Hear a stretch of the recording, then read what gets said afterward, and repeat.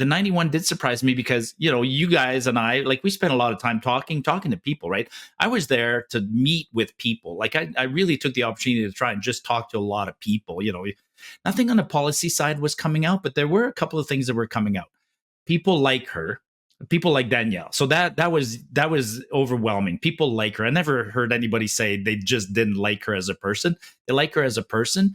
And the other, and like you said, she's good. She appears better than some of the other leaders. And the other trend that I saw, or something I kind of realized, is people have been fundamentally hurt in the last 6 years, right? Between COVID and between economic policies and things like that. And people are kind of under a bit of a shell shock right now, and they just want some stability, and they just want somebody nice who's not hurting them. So, and that's one of the things I kind of thought, like, what are we united around? There was a big consensus. People are united around Danielle because she's a nice person who's not hurting us. Maybe later on, in a year or two from now, maybe we'll worry about the policies and whether we're all aligned on policies. But for the time being, policies didn't seem to be a big issue at this AGM. That's my thoughts.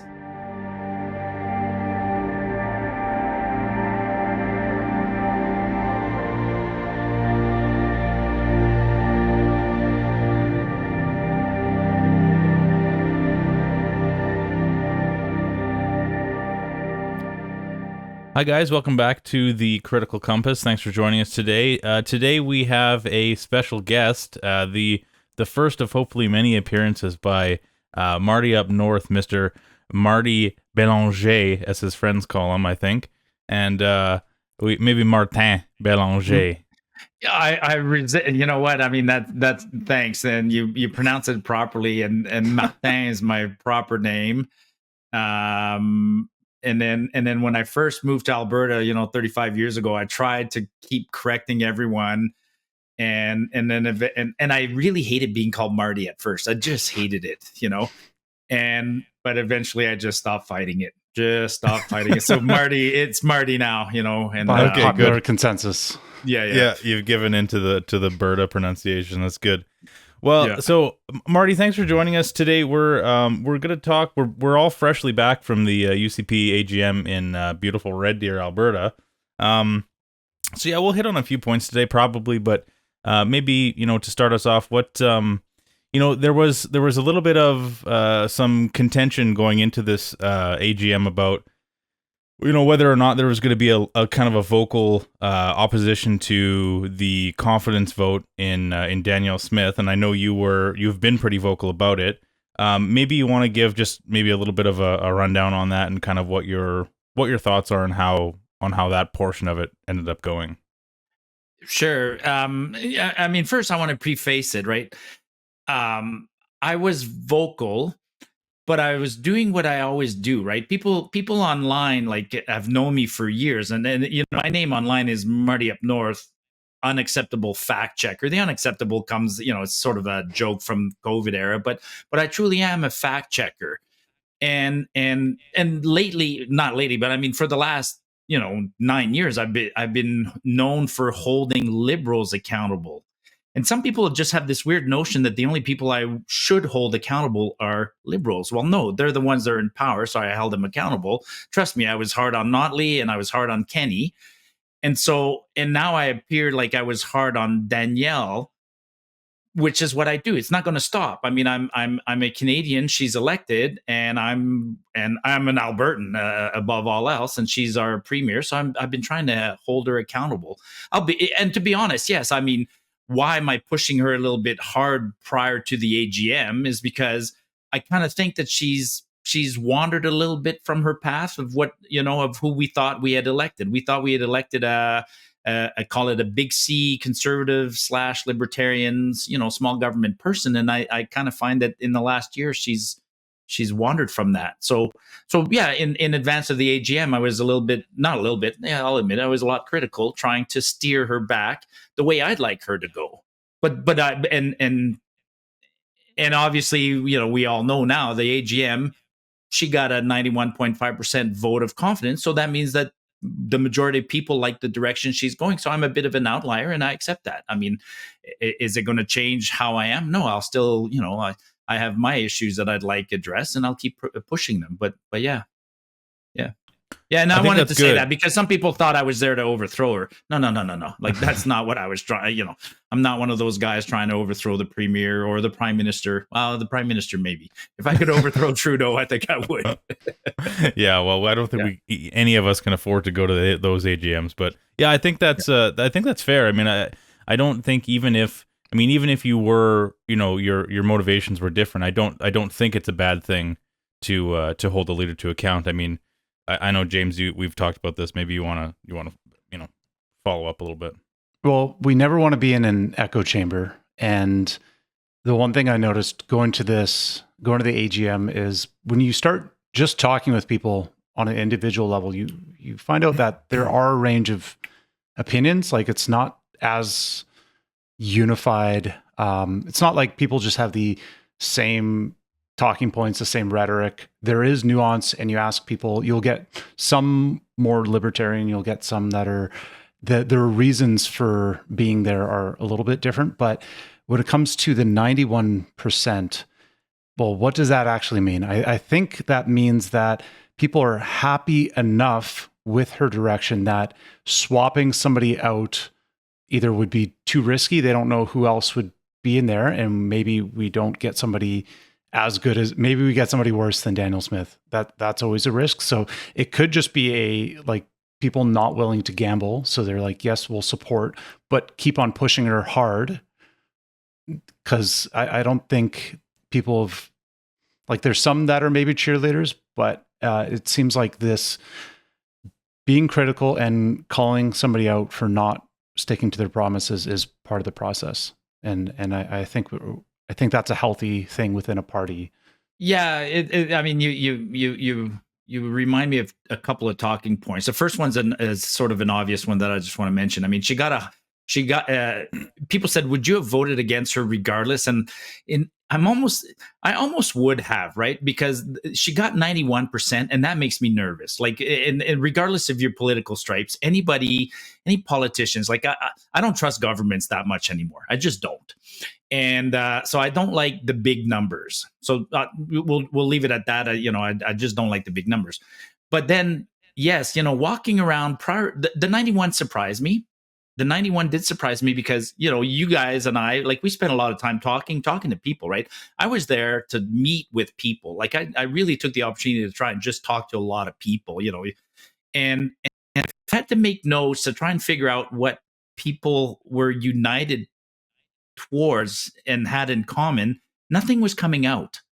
But there were nothing on the policy side. Sorry, nothing on the policy side was coming out. But there were a couple of things that were coming out. People like her, people like Danielle. So that was overwhelming. People like her. I never heard anybody say they just didn't like her as a person. They like her as a person, and the other, and like you said, she's good. She appears better than some of the other leaders. And the other trend that I saw, or something I kind of realized, is people have been fundamentally hurt in the last 6 years, right? Between COVID and between economic policies and things like that. And people are kind of under a bit of a shell shock right now, and they just want some stability, and they just want somebody nice who's not hurting them. So, and that's one of the things I kind of thought, what are we united around? There was a big consensus. People are united around Danielle because she's a nice person who's not hurting us. Maybe later on, in a year or two from now, maybe we'll worry about the policies and whether we're all aligned on policies. But for the time being, policies didn't seem to be a big issue at this AGM. That's my thoughts.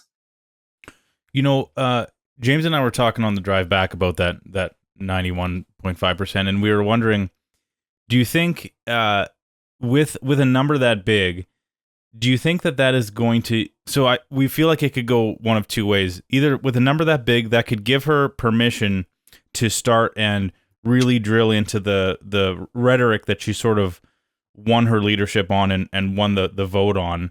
For the province of, really, like you say, wanting to govern like a big C conservative?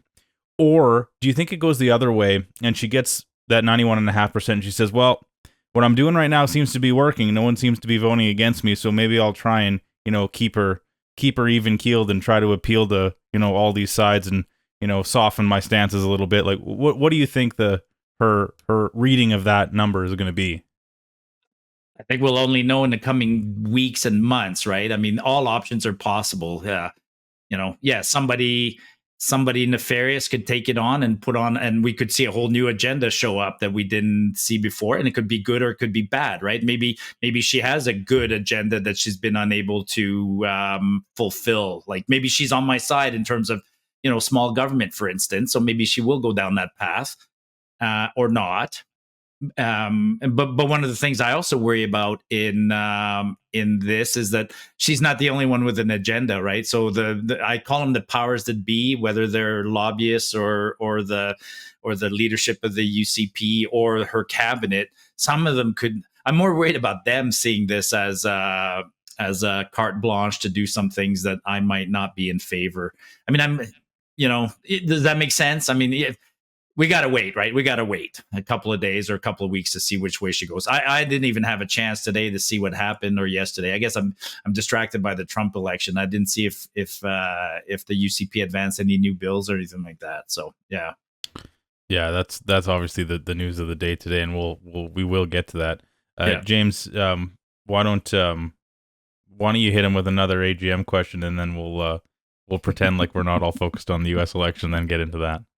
Yeah, well, I was going to say the risk of even like getting another, if she got too low of a vote and we in the UCP install like go through the leadership process and get somebody new, they're still existing within the current framework that let it be the cabinets there and all these things that are happening in the background don't shift overnight. And it feels like for her to even get to this point, there's a certain speed where I think some things can be done faster than others, but you're still working with the existing framework.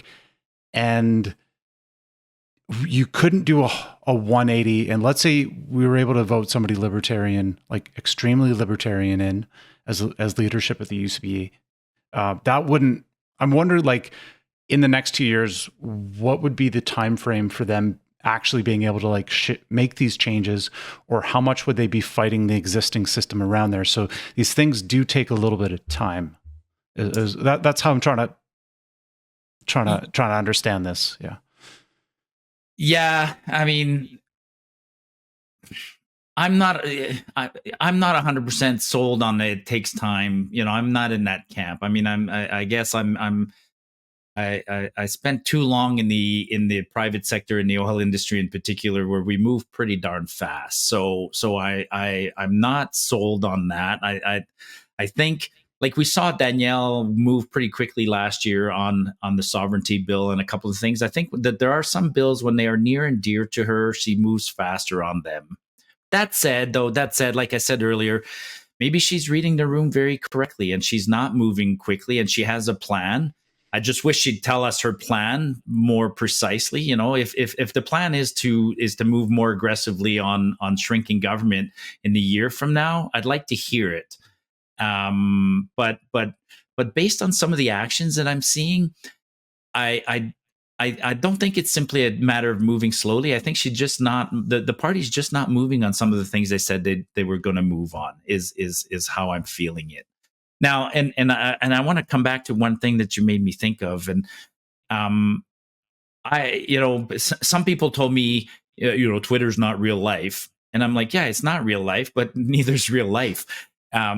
Like online, I still have this crazy huge community. Like I have more followers online than there were at the AGM. And I also have, and I know from my analytics that I have like 40,000 people who follow me who are Albertans. Like, it's crazy, right? And they're surprised. My online community is surprised by the 91% and doesn't match the 91%. And that was a bit of an epiphany for me going to the AGM. I was impressed when I showed up at the AGM. But you guys were there too, right? The bulk of the action was in that main room where policies were being discussed. And that group of like 2,000 people sitting there, those are all insiders, man. That was people from constituency associations and other things and so forth. And then the other 4,000 people that showed up, they showed up and disappeared, and they came to vote. So so I realized that after the event, right? The event's impressive. It sends goosebumps down your but when you look at it, you go, there was 6,000 people that are almost true party insiders, diehards. I don't think it was a real good representation of the average Albertan. I mean, you guys were there, I was there, but how many people like us did you truly come across? Like, was it thousands or hundreds, or did it feel like, everyday Albertans were kind of a minority there? Maybe I'm reading that one wrong. No, I think that's a pretty good read on it. I did get the feeling, and maybe James can comment on this too, that it did seem to be a little cliquey, like a little bit. There were sort of a feel of, certain personalities had kind of a maybe a cult of personality is over explaining it, but it did seem some people sort of had kind of group a group identity sort of going on in certain areas, and of course there were people like you there, and people like Eva Chipiuk were there, Marco van Hugenbos were there, and they sort of groups kind of follow you guys around, as you're sort of more known in the scene, but you're right that you guys are the ones commenting on the government and holding the provincial government to account a whole lot more often than what it felt like was the actual maybe the bulk of the voting body there. Yeah, I did sort of get that feeling now that you say it.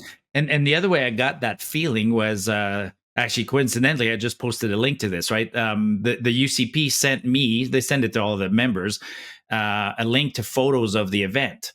And so I just posted the link on Twitter, and I went through it, and it's 6 pages. It's probably like 400 pictures in there. And when you start looking at the pictures, going through them, you start recognizing a whole bunch of individuals, and you realize like that it's the same people over and over getting their picture taken with MLAs and Danielle and others. And you see the cliques and you see the groups, right? So yeah, it's a weird statement on my part, but the AGM is not real life either. I mean, like I got suckered into it at the beginning. At the beginning, I thought, oh wow, this is fascinating. And then as the day progressed, I realized this isn't Joe Blow coming here. I mean, it does cost $169 to go, plus you have to travel and get your hotel accommodations and stuff like that. So it'd be nice. I mean, I've been to conferences. I have been to big conferences in the past where you can get a booklet with all the participants and who they are. That would be awesome to see that. Can you imagine like the list of all 6,000 people and their affiliation? I bet you we'd see some patterns. So, yeah. Even if not for our podcast, Mike and I likely wouldn't have gone, because we've never gone to one of these before. And so I'm wondering, well, part of that 6,000 is people going to this for the first time.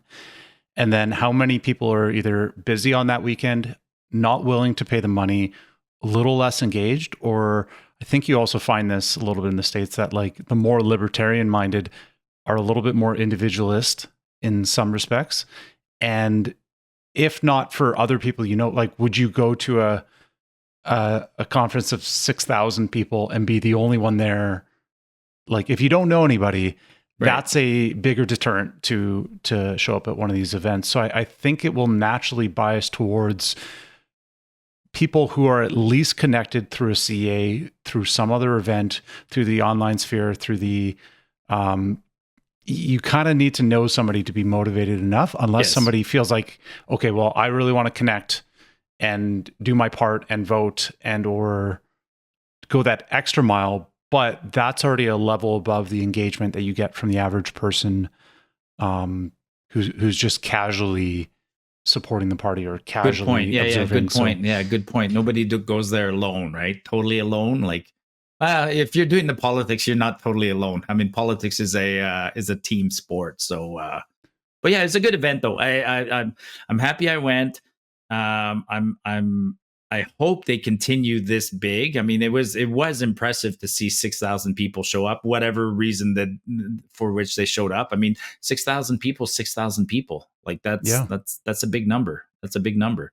So and congratulations, Danielle. I mean, you you know, 90 is a big number, and I think you would have gotten a 60 or 70 or more anyway. So hopefully we steered her a little bit, and it won't just go to her head, and she won't just, you know, do something evil with that 91%. Because I don't like super majorities. Even Pierre, like I keep talking about that. I mean, I wouldn't want to give any politician in this country a super majority, because that's just that's unchecked. Yeah. Yeah, agreed. And speaking of you know, sending a message, before maybe we ask you about your thoughts on the Alberta Bill of Rights debate, if you're, you know, happy enough to talk about it, when we were in, we happened to end up in one of the hospitality rooms at the same time, and you had a minute to bend Danielle's ear. Do you mind talking about a little bit what was said there between you and her? Yeah. It was a coincidence, right? You guys were actually, you weren't in the room when it had the same room as me when it happened. But oh no, she came into ours after, but you spoke with her before. Yeah. No, she was doing the rounds in the hospitality suite, which is interesting. I mean, she walks around with her entourage and her bodyguards, and the bodyguards are so close to her. She spotted me. She recognized me. For the viewers, for you guys, I mean, she recognized me from my online presence, but Danielle and I have had conversations in person and even in conference call and on my phone. I mean, she called me. One of the weirdest calls ever was when the day after a week after she got elected, and last year, and when we found out that Hinshaw was being rehired, I broke that story, and she called me right away. But anyways, so she reached out to me, and it was almost going to be like a hug. And I just put out my hands, shook hands. You could tell the bodyguards were closing in on her, and her handlers more than her bodyguards. And she kind of said, no, it's all good. And then she leaned into me and she's like, why do you hate me so much? And or no, not why do you hate me so much? Sorry. Why are you so mean to me? That's what she said. Why? It was more funny, right? Why are you so mean to me? And I said, no, I'm not mean to you, Danielle. I'm just trying to get you to pivot, right? And then we had a bit of it. And this where it got really interesting, because now there was a hush. It was interesting. There was a hush, and a couple of people said, you know, who's this guy she's talking to? And I heard a couple of people say, that's Marty. And then she asked me, she said, what do you want me to do? And I said, just be true to yourself. Like, be true to your roots. Like you told us, right? You told us you were a libertarian. So be true to that. And then and I thought it would end at that. And she kept on going like, well, what else do you want me to do? And I said, well, to be honest, I said, I want you to shrink the government, right? Make it smaller. And then that's where she got into a bit of the political side of her came out, but she gave a fairly reasonable answer. She's like, if I just, because she knows I've asked her, actually, we were talking, I said, just cut 10%. Because I said, in the private sector, I can always find 10%. I can always find 10%. And she said, if I just find 10%, they'll sabotage me, you know, talking about the government and the workers and whatnot. And it felt like she wanted to keep talking. But I'd had a few drinks, and she'd had a few drinks. I think she'd had a few more than me. And I said, you know what, Danielle, I don't want to argue. This is your night. Go, you know, we're socializing right now, and go socialize. She did turn to one of her assistants who came over and took my number. I'm like, she already knows my number, but you know, they played the game. She said they're going to call me. Now that'll be, if Danielle called me, because I've asked her a couple of times, Danielle, like, call me and let's have a chat. I'll gladly give you, you know, my thoughts on what I'm seeing. I want to give her some ideas, but I also want to tell her what I'm seeing. I mean, I do, you know, I think we talked about this a little bit earlier, but as a leader, I was a leader in the industry for a long time, and you know, you land at a site up north in Fort McMurray. I get off the plane, and there's the foreman waiting to meet me, and they want to stay with me. It's like they don't want me to go look at the facilities, and I'd say, no, like, you just appreciate the ride, but I'm going to go walk through the facility, and I don't need you guys around me. So unfiltered information, and I don't know how much unfiltered information Danielle gets. Probably not. Probably not a lot. So there's one other aspect where this point was brought up that Danielle, she may have her areas that she knows really well, and she's more confident on, and then she's deferring to other people on other areas. And she might have too much trust in certain advisors that maybe don't actually, maybe they're either slightly misguided, or maybe the bill, maybe that explains agendas, or that could explain kind of the current draft of the Bill of Rights, is that it came from a good place, and she's deferring the legal part of it to people who are writing in the same fundamental flaw as the charter right now. Let's not lose that thought. Let's hold off just a second on the Bill of Rights. And you're right about advisors, right? I mean, and it's not just Danielle. They all do this. I mean, Kenny, that was one of Kenny's downfalls. Kenny was, he's an Albertan, but he had been in Ontario for so long, came back, and he surrounded himself with advisors from Ontario who had kind of lost touch with Alberta. And so he was misadvised. And he had a huge blind spot. And I know in the case of Danielle, we know some of her advisors, like Rob Anderson, who she just elevated to her chief of staff. Rob's like a friend of hers. Like, he's a high school friend, literally a college friend. He was an MLA with her, and I think Rob, in some instances, might be misadvising her. They together they have blind spots, right? Like, in a position like hers, she really should have a guy like me or somebody else on the by her side, who's just there to I'm sure she does. I hope she does. But it's common for them to have blind spots, and advisors that are let's face it, right? Advisors are humans too, right? They have their own agendas. Like, you can't tell me that somebody who's in her cabinet is really loyal to her and doesn't want to do something else, including her MLAs. Like, So let's go to you want to. It's a burning topic. You want to talk about the Bill of Rights? Let's talk about the Bill of Rights. It just seemed relevant in that case of like, could the Bill of Rights be explained? Could the current state of the Bill of Rights be explained by deferring to legal experts that maybe gave her bad advice or steered it in a certain direction where maybe she doesn't fully understand what that means, or maybe she isn't pushing hard enough for that. But the Bill of Rights is interesting to me because I don't remember us asking about it. It wasn't a campaign promise. It wasn't a big deal. Like, I don't think it was a big deal, but it became a big deal at some point. And it became a big deal because of this group in Medicine Hat, the Black Hats, right? And I don't know why. And I've talked to them. Like, I've talked to Mitch Sylvester and some of those guys. And I think, let me try and answer this. I don't think it was a priority of hers, and it became a priority, and it became something that she got nervous about, and she needed to do something. I don't think it's a priority of hers. I really don't. And so she passed it off to somebody who drafted something extremely quickly. I mean, I had the Bill of Rights here on my desk, like the one that to be honest, the one that the Black Hats gave her with the 21 points. It's a bit of a joke, right? I mean, like, we have the right to fair taxation. We have the right to, like, it just goes on and lists all this. What weird does that stuff. mean? So, yeah, exactly.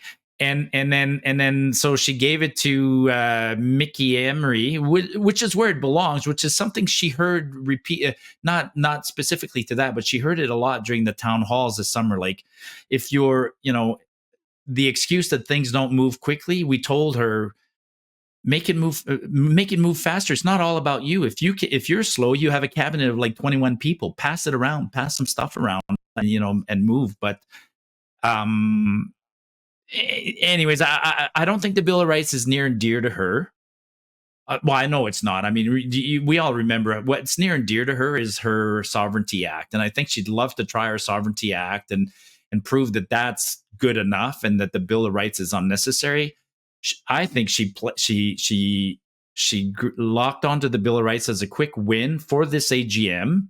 You could see it when the Black Hats showed up. They got a victory. Now, I think those Black Hats got played because the bill as it stands is not what they wanted. Those clauses in there, especially that opening clause, that limitation clause, they're going to regret it if the bill goes through. That's not what they wanted.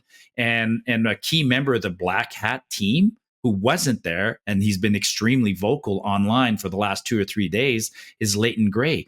Leighton Gray of the Gray Matter podcast, and Leighton's a lawyer, and I think Leighton had as much say in writing that. I know he does. I met Leighton in person to talk about this about 2 months ago, and Leighton, he's not happy. So, and were you there? Did you witness the noon debate? No, you guys were doing the.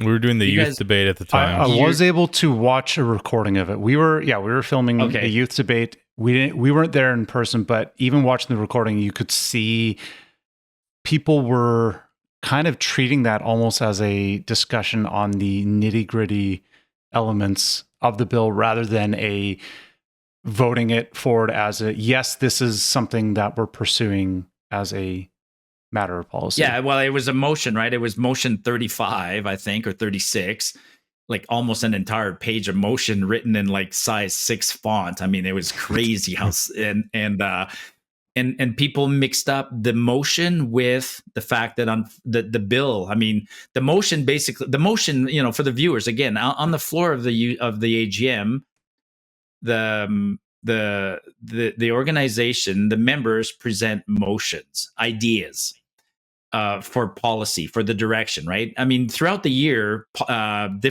every constituency association, even individuals like myself, we could have presented ideas. So 600 to 800 ideas were presented. Then a committee of volunteers who are members of the UCP pared down that list of 600, found the ones that are in common and adjusted them, and then presented 237 or something like that. And then for the last 2 months leading to the AGM, we ranked those 235 made it onto the floor of the AGM. So motions get debated, and when accepted, they're given to the government to try and potentially turn them into legislation. So yes, in simple terms, the motion said we'd like the Bill of Rights to be either strengthened or revised. That's it. That's what should have been debated on the floor. You know, do you want the government to do that? Do you want the government to take a crack at revising the Bill of Rights? Well, weirdly, the government heard that throughout the summer and rushed to revise the Bill of Rights and issued it as Bill 24, like Monday last week. So, of course, the floor was confused because we're debating a motion asking the government to revise the Bill of Rights, and the Bill of Rights already been revised. So there was two groups. The groups are literally arguing with each other. I mean, if you close your eyes, you know, there's a row of guys that are for the motion and a row against the motion. And when I closed my eyes listening to people debate, I couldn't tell on what side they were. And it was obvious that people were confusing the motion and the bill as it exists. It passed. So what passed on the floor is basically the notion that, or what passed on the floor is that the government should revise the Bill of Rights. So the Black Hats, they're all happy. They got what they wanted, but I don't think they're going to be happy if the bill stays as is. So it makes me wonder, and you'll have to forgive me for not knowing kind of the minutia of it, but putting on a conspiratorial sort of hat here, do you think that this sort of the seemingly out of nowhere talk about this bill, you mentioned something more near and dear to Danielle is Alberta sovereignty. Do you think that there could be any sort of group of people using this Bill of Rights as a distraction or something to sort of take time away from more serious talk of a sovereignty act that may be more consequential? No, I don't think so. Actually, I think this summer, Danielle did a tour this summer. She did, God bless her, she did like 20 town halls. I went to 7 of them. And at the town halls, she was telling us the things she had done, but she was hearing constantly all this noise. There were people saying, like, when are you going to give us a tax break? When are you going to ban the COVID shots? When are you going to allow us to have ivermectin? Like, there were some recurring themes that came over. When are you going to address AHS? Like, when are you going to address AHS? So at the town halls, she'd tell us her side of the story, and the people would push back with 6 or 7 things that they wanted done. And they were complicated. Well, they're not all complicated. Oh, and here's another one too. How come you're not interfering in coups? Like, I can repeat them, right? So she was being hit by 6 or 7 things, but a very strong group called the Black Hats also started asking about this Bill of Rights. Like they saw it as a way to solve the COVID problem and the overreach problems and other things like that. Danielle sees sees the Sovereignty Act as a more important thing because she sees Ottawa encroaching on us more of a threat than COVID was. But anyways, so I think when she heard all that noise throughout the town halls and she was taking notes, one of the things where the really quick, fast one she could do was the Bill of Rights. Because she didn't do anything else. She's not giving us a tax break. She's been clear on that. There's no money for the tax break. She's tackling AHS, but that one's complicated. She did a little bit of something on trans rights. She's not gonna ban the COVID shots because she wants to keep giving people choices. She's not giving us ivermectin or HCQ because that's up to the College of Surgeons. Like, you know what I mean? The Bill of Rights was an easy, quick win, and a reversal on immigration, which we never heard about, right? Never heard about it. Well, look at the other one she hasn't done. Nothing on the Alberta pension plan. That went out the door. Yeah. Like every time that was brought up this summer. Nothing on collecting your own taxes. Nothing on stopping equalization. Like it was a really the AGM didn't talk about a lot of things. But is she reading the room correctly? If the 6,000 people at the AGM were a perfect mix of a perfect random representation of the province, then she read it properly because she got 91%. I'm not sure. That's where we're back, right? I think she's got her own agenda. She can't move very fast. She has this. Now you're getting me. Now you're spinning me again. Yeah. Now I'm back to where I was a week ago. She's got her own agenda. She can't move very fast. The powers that be are sending her in a direction. So how does she calm everything down? Make sure you got 6,000 people who are friendly, come to the AGM, vote in your favor. And if there's a little radical group in those 6,000, i.e. the Black Hats, then calm them down with a quick Bill of Rights. Well played, Danielle. Well played. Well, and there's even a part of this where I keep on telling Mike that, like, even just with the people that we follow or the people we get information from or political leaders, that, like, it's good to have zero heroes. Always be critical and always just take what they say and what they do and try to just evaluate it as time goes on. Because as soon as we have a hero, then they can just be doing whatever. And this is how we get into groupthink, is just by you'll find a way to rationalize it or justify it. Yeah. So I'm still undecided of, like, but you're just making me think of something. It's interesting how humans will rationalize things, right? I just watched a video on this topic not too long ago where somebody had done a study and was presenting information to people. And they were correlating the people with their political ideology, and it was crazy how people call it a scientist A would interpret data nine times out of 10 perfectly correctly, but on the 1/10th example, which was presented to that scientist, which was very political, he would twist it in a way he would ignore the facts. And when that evidence is presented like that, you go, wow, humans are crazy. Anyway, sorry to cut your thought off, but yes. Well, but to expand on that point, that we still have blind spots. And this is where, as we discuss things on this podcast and we're exploring things, we never claim to have like 100% full, either, like, whatever we say is still subject to, we may come across new information and we may have opinions on it, but we're not going to hammer down and be like, we're 100% right about this, because there's so much we see, there's so much we don't see. I'm still going to call things out, but I'm also trying to, like, understand there are limitations of, like, as soon as you get into these structures within the political sphere, there are some things that can be done more easily than others. And even like the pension plan, I think they're still, I don't know if this is legit or not, still waiting on the even to get the review of like what the numbers, and so that's like you put that out, you have to wait for it to come back, and there's almost stages of like how much you can move until you have some of these pieces in play. So I wonder if the Bill of Rights is like that, and the sovereignty, like, are these things that within the constraints that we have on some of these other sides, other places, are these things that can be changed within the power, within the framework that currently exists?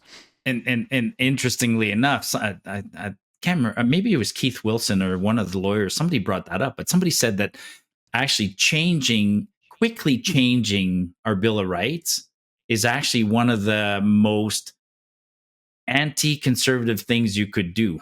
Like, as conservatives, we would want to, real conservatives would want to debate this one long and hard.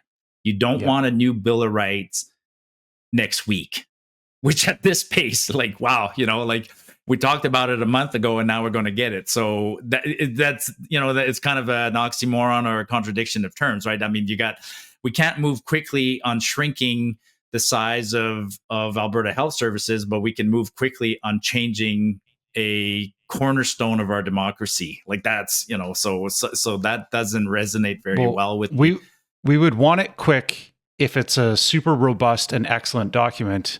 Yeah. But how do we get a super robust and excellent document that quickly? That it only gets robust when you have a lot of thought put into it and it goes through that back and forth. Like, you don't do it in a week.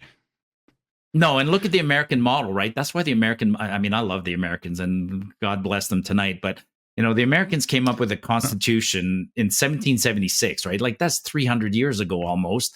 And it stood the test of time. It's brilliant.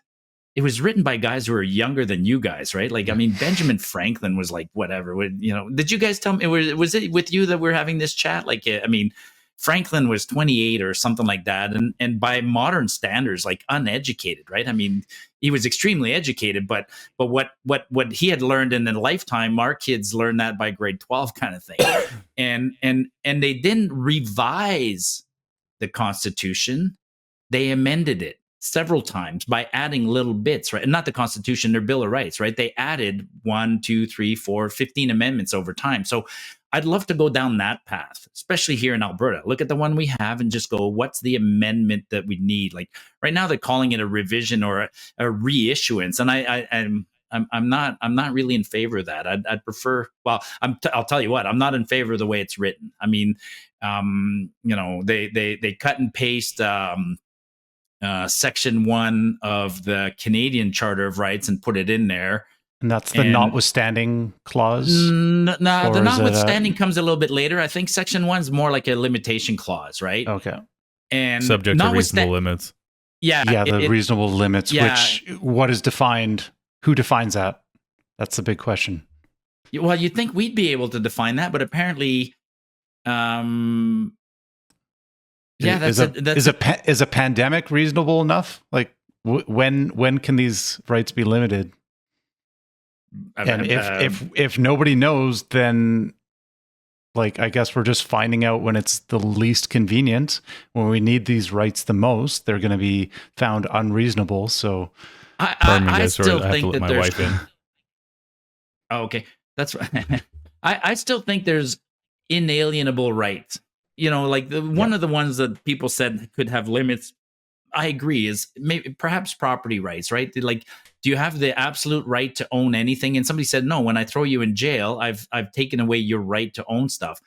I'd argue that no, you haven't, in fact, because you're in jail. You've taken away my right to enjoy what I own, but you haven't taken it away, right? So it is the right to own property and speech. I'm in jail. Can I take away your right to speak? No. So what do I take away? I mean, the example people say is while you're in jail, I'm taking away your right to own firearms. Again, you can still own them. You just can't use them. It's an interesting debate. And I've how many times in our lifetimes do you go through a revision of a Bill of Rights? There was one in my lifetime in '88, but I was a kid. So I'd like to debate this one. I think there should be It shouldn't just be debated in the assembly with among a bunch of politicians. It should really make a. I mean, we're about to spend more time talking about the Alberta pension plan than we will the Alberta Bill of Rights. Like, come on, let's talk the Bill of Rights. Yeah, if it's going forward, yeah, this should be like a deep process and not just isolated to officials. Like, this should be very transparent and very open to the public. And because this is, if any foundational document, you need to get it right if things are going to be built or decisions are going to be made upon this. But let's talk talk just a little bit further for the viewers, right? I mean, I did talk. I think you were there. Maybe you weren't, but I was talking to Mickey Amory, like Alberta's Attorney General, and who's the one presenting this. And I asked him specifically about that limitation clause, and he said it has to be in there. I'm like, well, we don't have one now, so why do we need one? And he says that if our Bill of Rights makes it in front of the judges and there's some challenges, the judges in this country apparently they impose limitations. They're not willing to accept that all rights are inalienable. That's what he said. He's like, so I'm like, the judges don't accept that all rights are inalienable. And if there's no limitation, the judges will just go through his Rolodex and find that limitation and put one in there. So Mickey said, we have to put one in there. I'm like, no, like, tell the judge he's wrong and tell the judge that the rights are inalienable. And then the judge doesn't have to decide on that. Like, I found that whole concept scary, extremely scary and worrisome. Like, the judges, and that's a problem with the judiciary in this country. Like, they're there to arbitrate. And if a judge says there's no limits, it appears like there's no limits and there should be. I'd be like, okay, that's great, judge. Thank you. You've made your opinion known. And there should be limits, and therefore you rule that make a ruling that you can't rule because you don't know if there's limits or not, and send it back to somebody else and to put or clarify if there's limits. So, isn't that subjected to the same? If it's put on the judges, you run into the issue of a bias can influence this more than what we want, because we ran into that with COVID. Of you had judges making decisions. And these are older judges that were likely, like older liberal judges that were likely very scared of COVID, and their interpretation of the situation was constrained to their own bias. And I'm wondering how much their individual fear shifted some of these rulings. I know we've had a couple wins when it comes to COVID, but there's other ones where it was a real struggle, and some of these decisions were not without bias. So you would want to remove the bias. And you run into the issue too of, if like you were saying, Marty, if you don't have some sort of limiting principle, some sort of, this is inalienable. You're mentioning your admiration for the U.S. Constitution, which I share, the wording of inalienable, and we hold these truths to be self-evident, like that strong language, like that is what you build the country off of. And if you have these sort of weasel words of, subject to reasonable limits, and well, then you run the risk of exactly what we saw happening 2, 3, 4 years ago, of activist judges not acting in the best interest of a reasonable, objective interpretation of law, but just allowing themselves to be swept up in a moment and allowing, passing maybe fears or emotions to influence something that's very consequential and shouldn't be subject to those things, right? Well, and look at what's going on right now. So we had COVID, and we have our own charter, the Federal Charter of Rights and Freedoms, right? And it dates back to like 1988, 89, and it hasn't been tested. It's been tested a few times, but this was a big test for it, right? And so you got guys like Brian Peckford, who actually helped draft that piece of legislation. And he's saying that it was misinterpreted by the judges, or not the judges, by the government, and they abused their power. And we need the judges to adjudicate on that. And now the judges said, it's moot and we're not going to adjudicate on it. I'm like, shit, we have a document that's 30 years old, gets tested once every 30 years. And now you guys aren't even going to allow to test us. Now, on the good side, that means that, okay, there's not a lot of abuses, but the abuse to me was significant enough in the last little while that I'd like it adjudicated to see if if it's good or not. And maybe we should wait until somebody adjudicates the current charter before we cut and paste it into the Alberta one. So, the one we have hasn't been tested a lot. The Americans have been testing theirs since 1776. We need to, we haven't tested ours. Well, actually, I think we tested it and it failed as far as I'm concerned. It was a big fail. It's funny you say that, actually, because James and I talk about this a lot, about how like Canadians sort of have this reputation on the global stage of being like very, very polite and very passive and very, and we've sort of have had that reputation because we've acted that way. We've been very, just sort of laissez-faire about how things, are going politically. We just sort of get along. But yeah, it's not unless you have a very difficult conversation about what are the extents of these words written down here that we truly get to when it hits the fan, like you want to be firm in your standing. You don't want to be subject to the winds of change, right? Get Brian Peckford on your show, man. Now I don't even want to entertain him. Not entertain him. If you get Brian Peckford on your show, just let him talk. Just let him talk. Like, he's just fascinating. I met him in Victoria this summer, and wow, what a man. Yeah. Well, the fact that judges didn't listen to him, you think somebody who is involved with writing or the charter, you think you should listen to somebody who helped. But judges are, column paid. They're paid to try and interpret what somebody meant when they wrote something. And so they don't want that person alive. That's my conclusion. I mean, it's like, you'd think, hey, you got Brian right here, so call Brian. But then the judge doesn't have to interpret. He's just going to listen to Brian. So it's not an interpretation. Brian Peckford it's inconvenient that he's still here. Yes. to the judges, yeah. That's dark, man. That's the judges. Dark, guys. Yeah. It's dark. I know it's dark, but I mean, it's like, that's the way it is, because everybody said that. Don't try and interpret. The guy's right there. Put him on the stand and say, hey, Brian, when you wrote Section 5 that you said, we're allowed to travel across the country, what'd you mean? And then he'll tell you, and then you can go, oh, okay, well then, preventing Canadians from getting on planes because they were unvaccinated was against Section 5. You know why I know that? Because Brian told me that, it's against it. I asked Brian that specific question, like, were they wrong in shutting us down? And Brian's like, absolutely, it's a God-given right. So, and people make the argument that we're traveling by plane and that's not God-given or whatever. Swim to Vancouver. I'm like, okay, I'm going to swim to Vancouver. Yeah. Like, come on. It's and those are the things where documents like the American Constitution had to anticipate some of those things, right? Like, travel, you have to write the word travel in a generic enough term that it doesn't just mean on foot or something else. It means getting from A to B is traveling, and you're allowed to do that in your country. Whether it's the mode is irrelevant. But ours are written ours are interpreted that the mode is important. I'm like, oh, okay. Like, isn't that convenient? I can only travel certain way.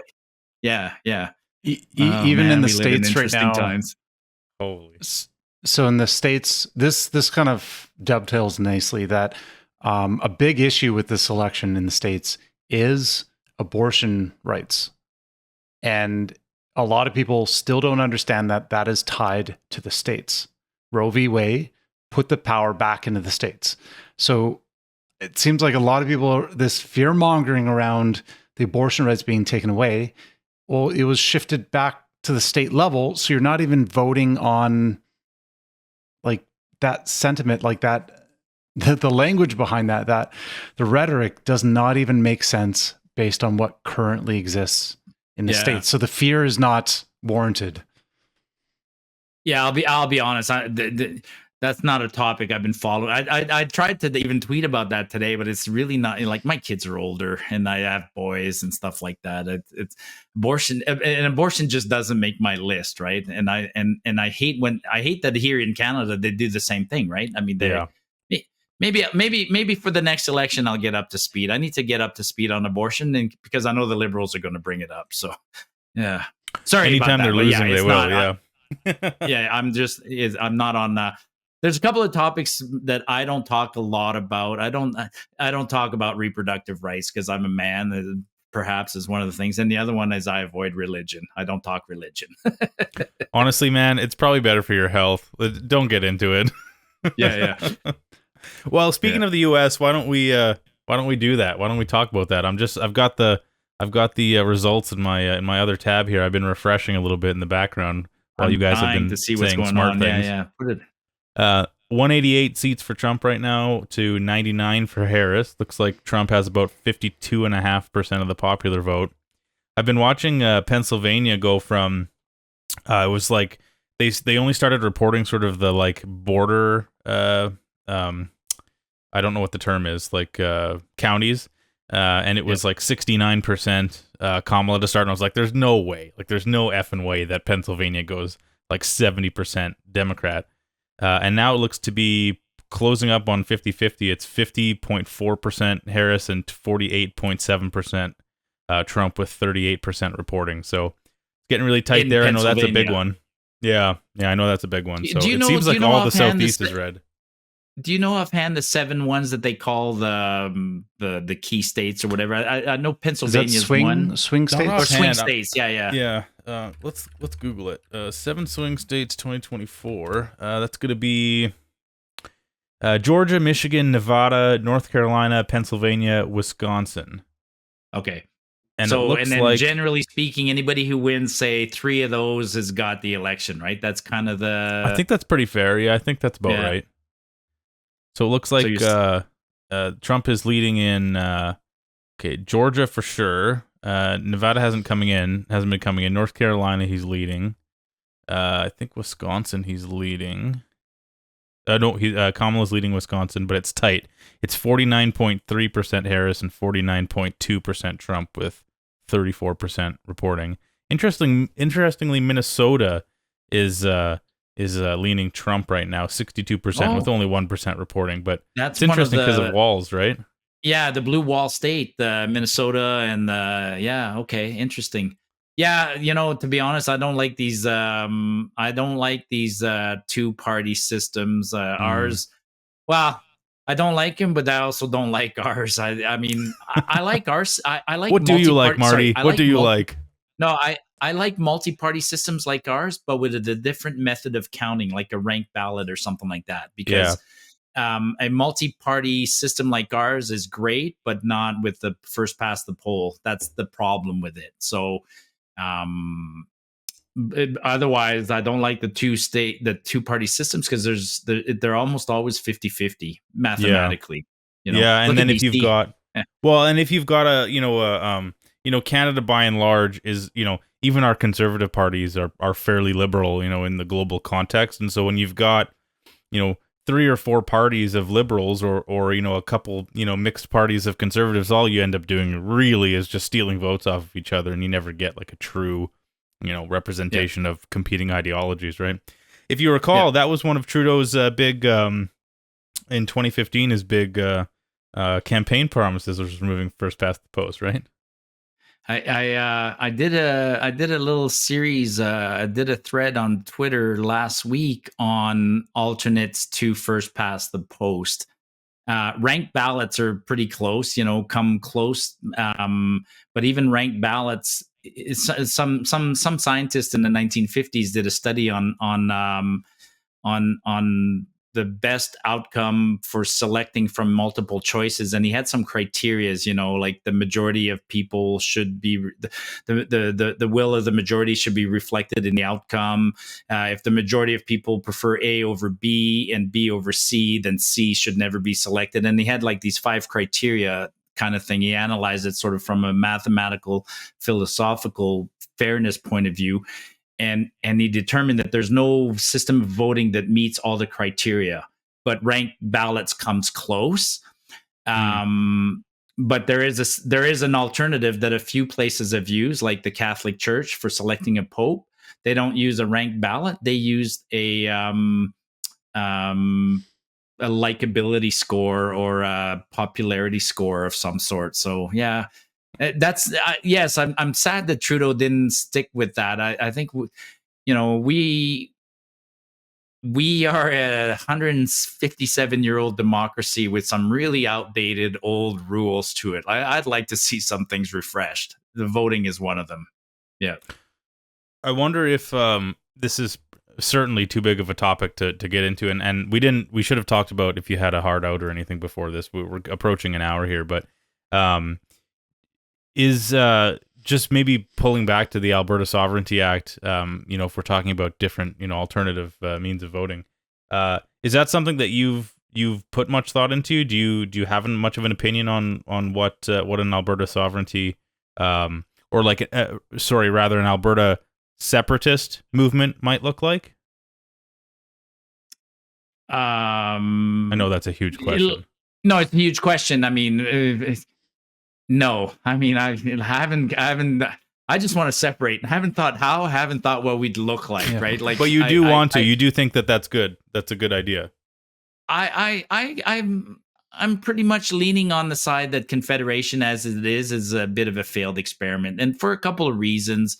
But the primary reason, I mean, the Americans show us the opposite. But I think we're too big of a country with too many regions, and it's just too darn hard to find commonality. And I think no matter what, we're going to be definitely as a confederation like we are, that won't work. Maybe as a republic like the U.S. with states where they have the real power, and but I find Confederation, our version of it, to be kind of a broken experiment, and I don't see an easy fix other than a complete gut and restart, and that's not going to happen. So I'd rather just leave, and if I thought Alberta was going to leave soon, I wouldn't reinvent the wheel. I would go around the world and look at what systems work where, and then just say, let's do it that way. Mm-hmm. So, but that might be a challenge, because even looking around the world, I don't see a lot of really good democracies. Actually, in fact, I think weirdly, why do democracies come and go and fall out of favor? Like, it does look like, I would have always thought that democracy would be so robust, but they seem to be fragile, more fragile than I thought. So kudos to the Americans, and maybe to us. Like, we've kept it going for a long time. So yeah, I think, and sorry, James, I'm kind of bogarting the mic here. I'll let you have some thoughts after this. I kind of think that democracies can be robust when you have really strong social buy-in to a project, kind of, and you've got a lot of homogeneity in your population, and I don't mean in a racial way. I mean in like an attitude way. Culture, and you see that attitude, yeah, exactly. And I think maybe when a modern liberal democracy gets maybe a little long in the tooth, some of those ideals that it promotes somewhat ironically have an effect of actually dividing the populace with too much individuality, and then you never reach consensus on stuff. Maybe that has something to do with it. Well, no, that absolutely does. I mean, that's the it's interesting that the couple of things come to mind. First of all, the first thought I was thinking of is democracy, and a good, successful democracy that brings a lot about with it comfort and luxury and spare time creates a problem, right? And I think we see that's one of the problems we see. I mean, when I look at governments across the spectrum and some of the things that they're talking about, I'm like, yeah, we have too much spare time on our hands. So now we're dividing ourselves over stuff that's absolutely ridiculous, right? Like, the water's good, the streets are good, the schools are good. So now we're going to fight over whether or not there should be bicycle lanes in winter. I'm like, oh my God, okay. Like, maybe it's a bad example, but I think it brings about some of that. So we fight over things that when you really think about it, you go, what the hell are we fighting over? Like, this is ridiculous. And then that leads to what you were hinting at, which is we fight over things, and then to get our point, some of the things we're fighting over or demanding is like, well, I need this because, right? Society needs to protect all of us, and I'm not getting something, and I almost need to make an excuse for wanting something. I need and so now we're trying to one up each other in the terms of the needs, which leads to a victimhood. Like, we want something from the government, right? I mean, the government gives you money because you're raising kids, and the other guy goes, well, I don't have kids, but I want something. So they got to come up with something. And the next thing you know, now we're playing victims and we're trying to one up each other. And that's the whole thing, that whole victimhood. What's it called? The intersection of like the whole we get back down to being individuals, which is where, and we can solve that problem easily with these inalienable rights and forget about all the government and go back to being anarchists. Like, it's fascinating. It's fascinating. So a democracy assumes that everybody's well informed, or like it can only function if people have the right information. So that's our first flaw, is that Canada and our media and just the general amount of knowledge and understanding that the average person has is not robust enough for us to be making well-informed decisions. Yep. And we've also got our provincial, the way that we're set up with our provinces, the way that we're set up with the number of seats, geographically split up, and certain areas have a little bit more power in making like Canada-wide decisions than other regions. So you're seeing an imbalance, and this almost tracks, like, you have an imbalance from rural to urban, but you also have an imbalance from west to east. And the other thing is, when you have some of these imbalances and when you have certain incentives, you will naturally get behavior following whatever incentive there is. So if there is, right now with Quebec, you have the incentive that the equalization payments disproportionately end up in Quebec right now. But that also hinges on how much energy they make. And because their numbers are a certain way, if they increase their energy output, their equalization payments would go down, and that would be recalculated. And the benefit they get, just like how nobody wants to reduce the amount of benefit they get when they're a victim on the individual sense or in the group sense, if the incentives are, well, you're not doing well and we're just going to give you money for that, you will find the behavior matching the incentive structure. Totally. And we're seeing that individual and also countrywide. Well, in the case of the equalization for Quebec, I'll even say this. The equalization formula is so bizarre that certain provinces include certain things in the calculation and others don't. Like, I mean, that's a complicated one. To me, equalization is just a disincentive. It's one of those. It shouldn't exist. It just shouldn't exist. That, it sucks that that some area might have an economic disadvantage for something, but that's just the way it is. This, because the equalization I dare say it hasn't worked, right? I mean, maybe not in the case of Quebec, but we'd always hear that in the case of some of the other maritime provinces, they are purposely doing things just to collect their equalization. So yeah, and it hamstrings their own industry. I mean, we've seen. I remember. I can't remember exactly who was talking about it, but a lot of people don't realize how much natural gas reserves Quebec has, and they actively don't pursue the development of it, because if they produce too much of it and they got too wealthy from it, they'd stop receiving as much equalization.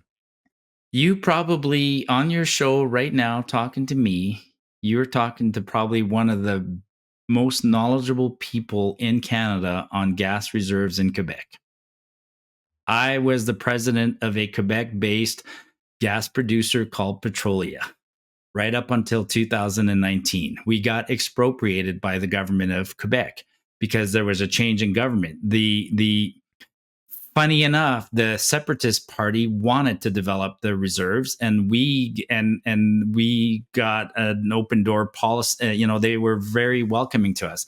And then there was a flip of government, and the Liberal government of Quebec did not want to exploit their gas. They tried to block us at every step of the way in ways that were so ridiculous, until finally the Couillard, the minister, literally took a piece of paper like this one and wrote an order in council on there saying there will be no oil and gas development in our area specifically, and he expropriated us. My boss wanted us to fight. I'm like, we're done. It's a losing battle. And I remember being in meetings with the minister, and he basically said he didn't even want to look for gas, because he said, why would I look for gas? What happens if I find some? Yeah, what are you going And to do I'm with referring it? to natural gas, right? He didn't even want to find it. He didn't want to even know. La, la, la, la, la, la, la. I don't want it. And he has lots of reserves. There's huge reserves in Quebec. I mean, I'll say this, then I'll shut up. But if you look at if I gave you a map of the world of the continent of North America, and you see all, like, you've heard of Pennsylvania, right? Pennzoil and all that, and Standard Oil, like Pennsylvania, New York, like there's oil all through there, right? A little bit of oil in Ontario, and then there's oil in Newfoundland, offshore Newfoundland. There's a ton of oil.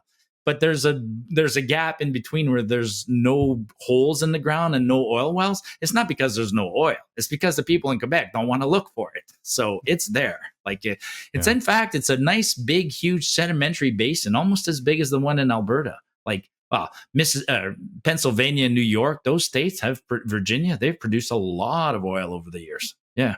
Yeah. No, Quebec's betting on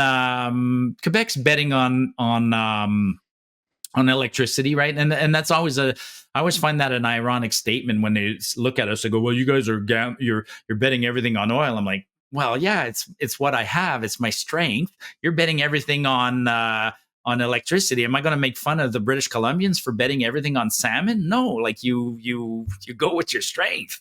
Like, it's a pretty safe bet until the world completely remakes itself. I would guess, right? I think we're safe. I mean, that the pragmatic Marty knows that. Again, for you guys, I'm sure you know this, but the oil, the planet burns through 100 million barrels of oil a day. Like, it's not like people go, "Oh, that's got to be per month or per year." It's like, no. It's 100 million barrels a day that goes up in flames or turned into plastics or whatever. And Alberta makes 4 million barrels a day. Like 4% of the world's demand comes from Alberta. When Danielle says we're going to double it to 8, I'm like, we should.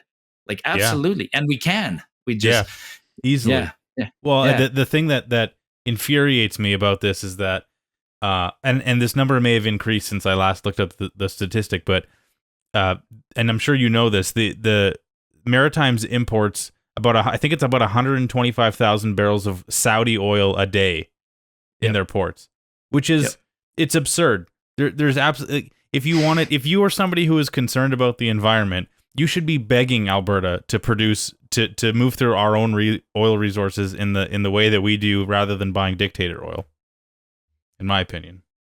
Yeah. No, it's there's like, what are we in Alberta? 4.5 million people? Like, basically, Ontario and Quebec have 20 million people. So, and we're 4.5 million people, and we make 4 million barrels of oil, but we export about 3 million of those barrels, and most of them go to the US. So we keep 1 million barrels a day for us. So roughly, let's say, 1/4 of your population, if you have 4 million, each person needs a quarter of a barrel a year, kind of thing, a day, quarter of a barrel a day. That's what you need. So Quebec and Ontario have 25 million people, man. That's 8 million barrels a day that they need to import. And it comes from us, the US, and overseas. It's a big, big number. And I've had people, like, even today, I joked that, like, we should shut off the taps. And then it's hilarious because, the Ontarians go, "Oh, you want to kill us?" I'm like, no, I don't want to kill you. I just want to teach you a lesson. Like, I'll give you a week's more. Yeah, I'll give you tough love. I'll give you a week's notice, stockpile all you want, but then after 2 weeks, when your car is sitting in the driveway because it can't go anywhere, then maybe you'll realize that what you're proposing is silly.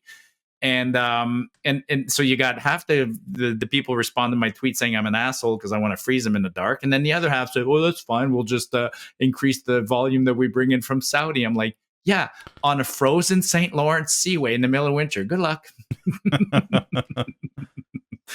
Yeah, and you'll have to build a pipeline from St. John, New Brunswick to Ontario to carry it instead of using it from our side. Like, come on, folks. Please.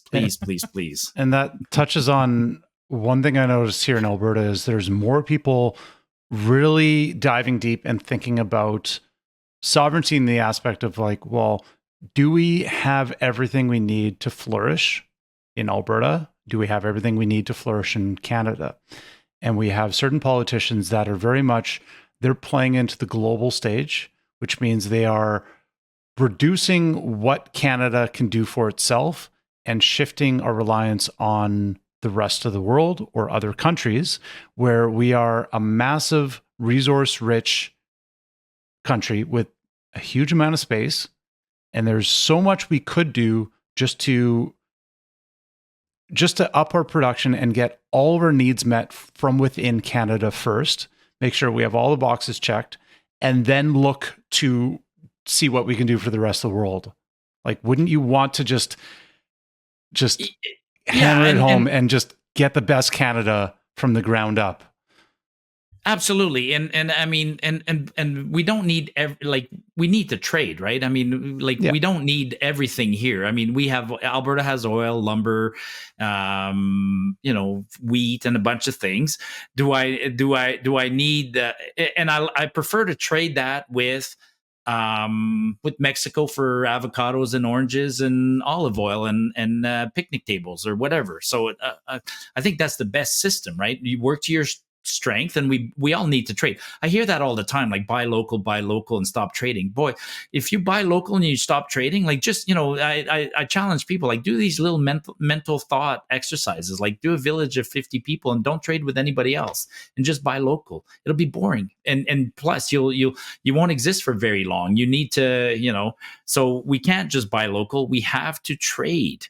And lucky for Alberta, we have some of the most popular commodities. Like, people will come to us no matter what. And that's the other weird argument, that if Alberta goes on its own, somehow or other, there'll be these weird walls around and nobody will buy from Alberta. No, you know who will buy from Alberta first and foremost? The rest of Canada. It's the rest of Canada. Just because Alberta is independent, you're not going to buy my oil, my wheat, my fertilizer, and my lumber. Oh, you're going to keep buying from us. I'm just going to become a partner. Or not a partner, a trading partner. Yeah. Actually, I'll become a trading partner and I'll become a competitor. And trust me, I don't think you want to compete against us. I mean, I'll sell the rest of Canada potatoes cheaper than PEI can do it. Guarantee you, PEI wouldn't like us. Actually, we make more potatoes in Alberta than PEI does already. Yeah. So, don't. I think you're better off having Alberta as a strong partner, neighbor, brand than as a competitor. I don't think and I'll say this, it's a topic I've looked at long and hard. I mean, Alberta on its own would be a G20 nation. Like, we got a greater GDP than countries like Ireland, Sweden, Israel, South Africa. Like, we're a powerhouse. And Canada without us is no longer, Canada's a G10 nation as it stands. So Canada without Alberta drops to whatever, G15. Yeah, I've heard that before too. Yeah, I know that's totally right. Marty, do we have you for 5 more minutes? Yeah, absolutely. Okay. Yeah, then I want to go and watch the election results. Yes. Yeah. Well, that's what I was going to ask. So in however much time you got left, give us your take on the U.S. election. What do you think? Make a prediction. What do you think will happen to Canada either way? What's your thoughts? Well, first of all, I'm predicting Trump. I think at this time in history, the Americans are really faced with this lesser of two evils, right? I mean, not necessarily evil, but it's pretty crazy that in a country of 330 million, these are the two people that they have up, right? An 82-year-old man and a washed up attorney general. So they're going to pick one. I think they're going to pick Trump. Luckily, I do think Trump 2.0 is a nicer person than Trump 1.0. So his handlers are doing a great job. He's not as funny on Twitter as he used to be, but so I think he'll win. It should be good for Canada, but he is mentioning things that will be great for the Americans, which could be devastating for us, right? Like, when he starts talking about imposing tariffs on everything, I think he's really I mean, when you listen to him talk, it's obvious who he's thinking about. It's almost as if Canada's an afterthought for him, and that's unfortunate. Is that because of Trudeau or whatever? But when he's talking economic policies and things like that, He's thinking China. He does think about Mexico. He really doesn't think about us. And I think we're one of it. And I still think we're a bigger partner. I'd have to look into that, but we got to be almost a bigger partner than China for him. So for certain resources, yeah, you'd imagine. Yeah. Yeah. So, he's going to be good for the Americans. I think he's going to be good for the Americans. They'll manage the divide. There'll be some divide in the beginning, but they'll get past that. It won't be a civil war. And but he's going to make he might give some good ammo to Trudeau for a while. Like they might, or he might not. Actually, he won't, right? Trudeau hasn't been like Trudeau took advantage of Trump 1.0, right? For Trump 1.0 was a evil orange man, and Trudeau played that up, and people gobbled it. I don't think he'll be able to use Trump that way, and I think Trump and Poilievre will probably get along pretty good. Yeah, boy, I want to be there. I want to be in the room for the first meeting between Trump and Chrystia Freeland. Oh God. I don't want to be in the same room with Chrystia Freeland. Hey, look at the Trump team, though. I mean, look at the Trump team right now. Like, he's got RFK on board. Yeah. And Vivek. Vivek is huge too, I think. Vivek and Tulsi Gabbard. Elon Musk. Come on. Like, come on. Like, man, I mean, I'm an engineer, man. I geek out. Like, if you're not, yes, we're not supposed to make heroes out of anybody. I get it. Elon would be a good one, though, if you had to pick. If I had to pick, he's I'm doing some fun Elon. things. Yeah. I mean, my hero was an engineer and an astronaut. Marty's hero is Neil Armstrong. And if anybody, and you want to piss me off, you tell me the moon landings never happened. I'm blocking you right now. We're done talking. That's it. That's that would, when we talked earlier about evidence changing your changing your mind or something like that. That's actually a good question, right? I've asked that to people. Like, how often does your real perspective get changed by new evidence? And it happens. It does happen. That would blow my mind if somehow or other, Elon puts a spaceship in orbit around the moon and they scan the whole surface and they don't find the ascent stage of Apollo's 1 or 11 through 17. I'll be heartbroken. Well, I think the best response I ever heard for that, and maybe this is a good thought to close up on. If the US didn't land on the moon, we would have heard about it in a literal second from the Russians, from the Soviets. The Soviets would have been all over that. They wouldn't have let that stand, right? So I think we're pretty safe on that conspiracy theory. Well, there's another thought that Stanley Kubrick did it. Yeah. And if anybody's watched any of his films, they know how he has so much attention to detail. The theory is that Stanley Kubrick demanded them to film on location. I mean, I'll tell you what. This is bizarre, but the audio from Apollo it's all been uploaded, right? It's all uploaded, and I swear to God, probably once every couple of weeks, I'll be sitting on my computer.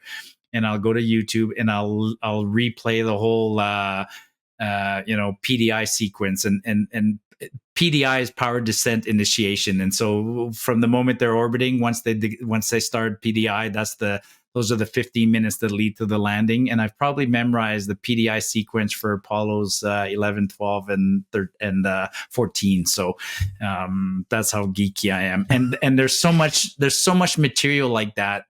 For it to be fake, it would have taken too much effort. I can't believe it would have. Anyways, great chat, guys. Great seeing you guys this weekend. Thanks a lot, man. Let's do this again anytime, man. Like maybe we'll pick a bigger topic next time. Maybe we'll do the moon landings. Who knows? Let's talk about space, man. We spend a lot of time thinking about space, so you betcha. That's hey, we really appreciate I like the fact that you guys spend time thinking about stuff. That's one of my mottos, right? Just spend time thinking. Just think. That's what it's so rare nowadays, right? Yeah, cool. All right, awesome, thanks, guys. Marty. Super appreciate your time, man. Yeah. We'll get this up soon, and we'll put out all your socials in the video description too. Yeah. Let me know how you want to share this, and then Yeah, I went through the AGM pictures of the put out by the UCP, and I was hoping there'd be one of me talking to Danielle, but there wasn't. There wasn't one of you guys either. Maybe take a look at it. I put the link up in my. I didn't see one of Evan. I didn't or Eva. I didn't see one of Sheldon, maybe. Didn't see one of Sheldon. Didn't see one of Marco. Didn't see one of David Parker. Yeah, Marco, I can believe. Depends if you were in front of their photographers at the right moment. I'm sure they were very or if they're selective or not. not. Selective about it. Yeah. Awesome. All right, guys. Well, it was great chatting with you. Thanks a lot, man. Okay, have a good one. Chat soon.